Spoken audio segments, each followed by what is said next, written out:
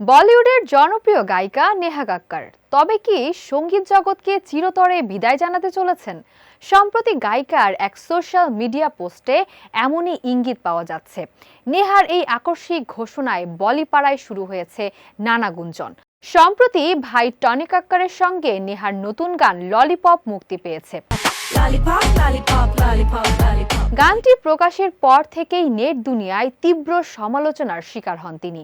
গানের কথা এবং দৃশ্যায়ন নিয়ে নেটিজেনদের একাংশ একে অশালীন বলে কটাক্ষ করেন। তবে কি সেই ট্রোলিং সহ্য করতে না পেরেই এই কঠোর সিদ্ধান্ত? নেহার বক্তব্য অবশ্য আরো গভীর সংকটের দিকে ইঙ্গিত করছে।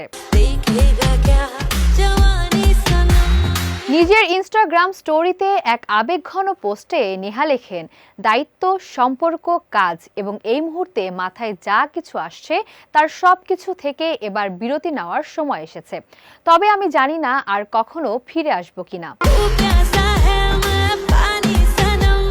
নেহার এই পোস্টে স্পষ্ট যে তিনি শুধু গান বা কাজ নয়, জীবনের সমস্ত দায়বদ্ধতা এবং সম্পর্ক থেকেও দূরে সরতে চাইছেন। তার এই সিদ্ধান্ত ব্যক্তিগত জীবনের কোনো বড় সংকটের ফল কিনা তা নিয়ে তৈরি হয়েছে ধোঁয়াশা।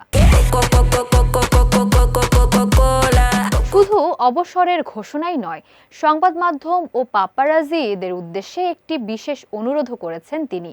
নেহা লিখেছেন, পাপ্পারাজি ও অনুরাগীদের অনুরোধ করছি, দয়া করে এই সময়ে আমাকে ক্যামেরাবন্দি করবেন না।